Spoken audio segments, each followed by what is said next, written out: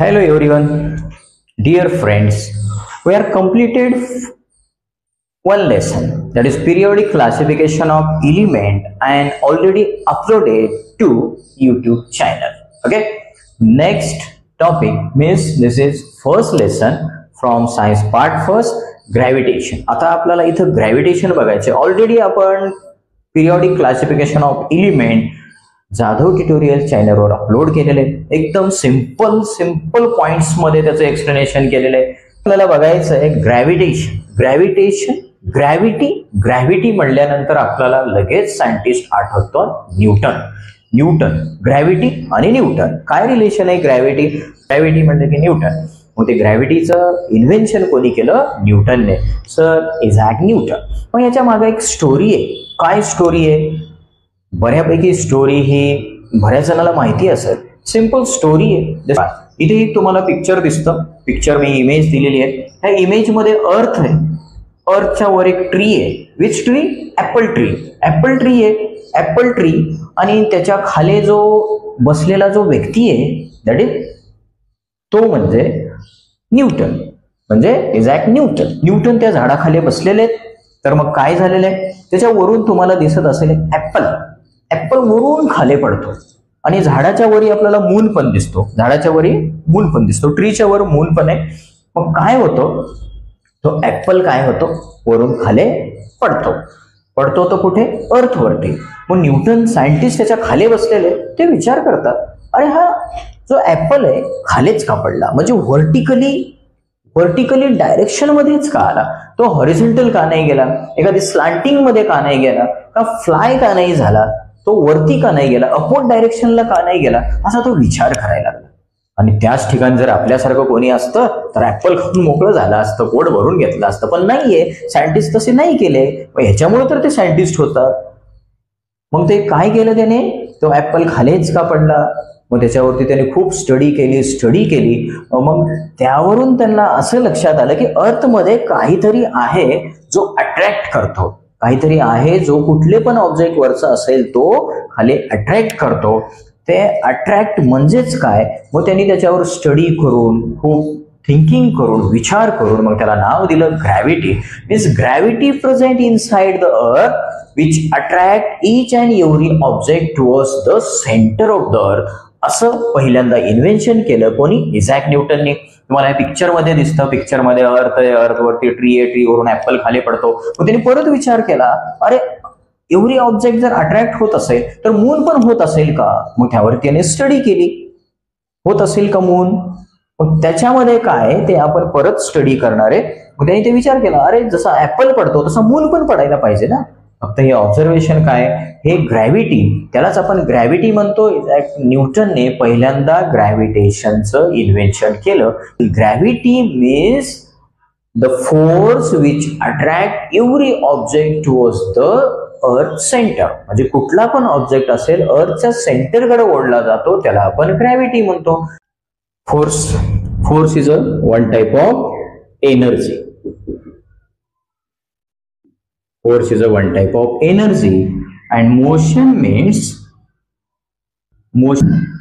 change position of an object. एखादी object आहे, any object कुठेतरी ठेवलेलं आहे, जेव्हा तो त्याची जागा बदलतो त्याला आपण मोशन म्हणतो. तो चेंज करत असेल, त्याची पोझिशन किंवा प्लेस चेंज करत असेल त्याला आपण मोशन म्हणतो. फोर्स म्हणजे एनर्जी, आणि त्या ऑब्जेक्टला मोशन मध्ये आणण्यासाठी जी यूज केली जाते एनर्जी त्याला आपण फोर्स म्हणतो. फॉर एक्झाम्पल, आता स्पिनर आहे. स्पिनर फर्स्ट कसं आहे? आता रेस्ट पोझिशनला. स्पिनर कसं आहे? Rest position. आता याला जर मोशन मध्ये आणायचं असेल तर काय करावं लागेल? I have to apply force on this object. मी याच्यावरती फोर्स अप्लाय केलेला आहे. मीन्स हा ऑब्जेक्ट जेव्हा काय होतो? मूव्ह होतो म्हणजे याचं प्लेस चेंज होत राहतं प्रत्येक वेळी. Each and every time its place changes. That is called motion. आणि मोशन मध्ये आणण्यासाठी मी काय केलेलं आहे? I apply external force. याच्यावरती एक्सटर्नल फोर्स अप्लाय केलेले. Okay, understood? सिंपल आहे. फक्त फोर्स अप्लाय करायचा आहे. Force is a one type of energy आणि motion means change position of an object. Object आहे त्याची पोझिशन चेंज होणे. फॉर एक्झाम्पल आता मी हे डस्टर इथं ठेवलेलं आहे, ऑब्जेक्ट स्टेशनरी रेस्ट पोझिशनला आहे, मग मी याला इकडे मूव्ह करतोय तेव्हा काय करणार, फोर्स अप्लाय केलेले आणि त्याला मोशन मध्ये आणलेले, means motion, force and motion related to each other. जर फोर्स अप्लाय केला तरच एखादी ऑब्जेक्ट मोशन मध्ये येते, अदरवाईज ते ऑब्जेक्ट मोशन मध्ये येणार नाही. दोन्ही मधला डिफरन्स तुम्हाला कळला असेल.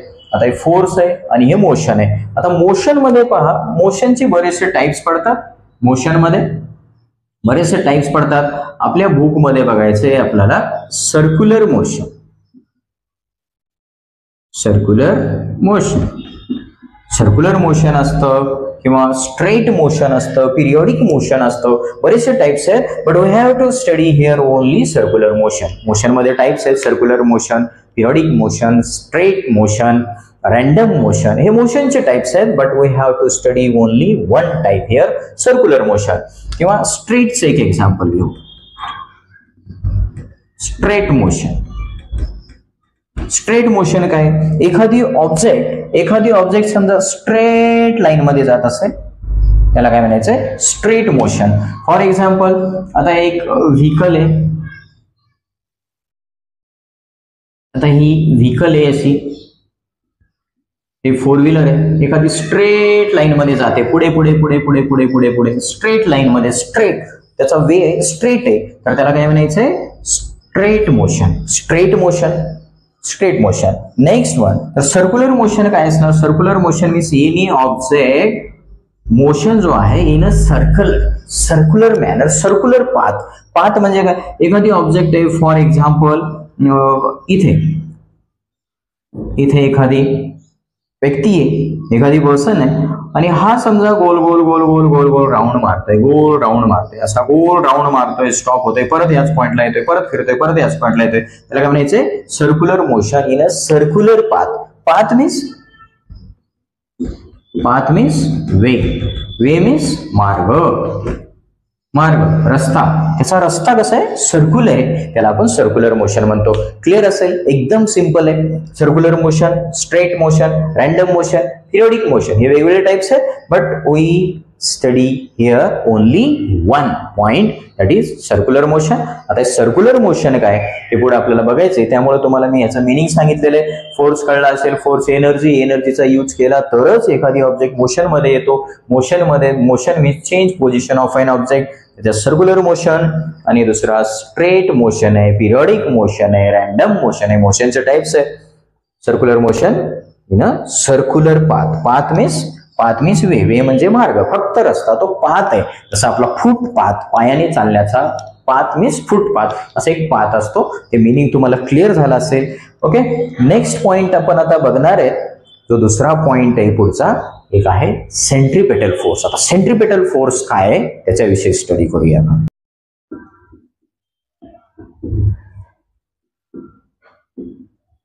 Centripetal force. The centripetal force, circular motion आता स्टडी केलेले आहे आपण. Circular motion and centripetal force असा जो पॉइंट आहे, सर्क्युलर मोशनचं एक्झाम्पल मी आता दिलेले. Circular motion means any object move in a circular path मध्ये जो फिरतो त्याला आपण सर्क्युलर मोशन म्हणतो. हे सेंट्रिपेटल फोर्स काय असतं, सेंट्रिपेटल फोर्सची मिनिंग तुम्हाला समजून घेण्यासाठी एक साधं एक्झाम्पल आहे. आपल्या बुक मध्ये एक पिक्चर दिलेले तुम्हाला तिथे लक्षात येईल. सेंट्रिपेटल फोर्स मध्ये एखादी थ्रेड घ्या, थ्रेड एखादी दोरा घ्यायचे, थ्रेड घ्यायचे आणि त्याच्या एका टोकाला काय करायचे, स्टोन टाईट करा, बांधा आणि त्याला गोल गोल गोल गोल फिरवा. असा गोल गोल गोल गोल फिरवल्यानंतर काय होतं, each and every time we pull that object towards us, त्या ऑब्जेक्टला आपण आपल्याकडे खेचतो, तोच त्याला सेंट्रिपेटल फोर्स म्हणतो आपण. सेंट्रिपेटल फोर्स साठी आपण एक जुगाड केलेली आहे. हा मार्कर आहे आणि एक थ्रेड, समजा consider this is a thread. मग काय करू आपण, जेव्हा हा थ्रेड याला टाईट केलेले मार्करला आणि आपण जेव्हा त्याला मोशन मध्ये आणतो, फिरवतो असा गोल गोल इन अ सर्क्युलर मोशन, ह्याला सर्क्युलर मोशन मध्ये आपण फिरवतो. पण जेव्हा आपण फिरवतो ना तेव्हा आपण एक्सपिरियन्स करतो इच अँड एव्हरी टाइम ऑब्जेक्टला आपण फिरवतो वेळेस मध्ये ओढल्यासारखा. याला काय करतो आपण, अट्रॅक्ट टुवर्ड्स अस, फिरवते वेळेस ना आपण डायरेक्ट नाही त्याला आपल्याकडे खेचल्यासारखा एक्सपिरियन्स आपल्याला होतो असं फिरवते वेळेस इच अँड एव्हरी टाइम. आणि जर आपण याला रिलीज केलं म्हणजे सोडून दिलं तर एका स्ट्रेट लाईन मध्ये फॉर एक्झाम्पल आता हे सर्कल आहे, मी समजा तो ऑब्जेक्ट फिरवल्यानंतर हा समजा त्याचा सेंटर आहे, सेंटर मध्ये पकडून मी त्याला फिरवल्यानंतर काय होणार, हा ऑब्जेक्ट समजा मी त्याला रिलीज केला, सोडून दिला, टँजंट म्हणजे स्ट्रेट लाईन मध्ये तो जाऊन कुठेतरी लांब पडेल. आणि समजा मी फिरवायचं जर थांबवलं तर तो काय करेल, सेंटर मध्ये येऊन पडेल. म्हणजे असा फिरवतोय असा थांबला तर तो सेंटर मध्ये येऊन पडेल. हे आहे centripetal force means centre seeking force म्हणजे काय होतो, जो ऑब्जेक्ट आहे आपण जर त्याला फिरवायचा थांबवला तर तो काय होतो, सेंटर मध्ये येऊन पडतो, त्याला सेंटर सिकिंग फोर्स म्हणतात. किंवा any object directed towards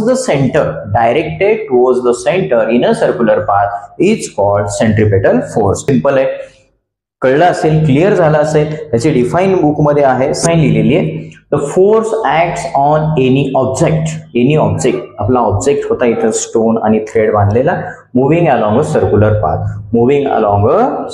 path and it's directed towards the centre. तर directed towards the centre of the circle is called centripetal force. एकदम सिंपल डिफाईन आहे, एक्झाम मध्ये तुम्हाला डिफाईन येते, खूप काही नाही येते याच्यामध्ये.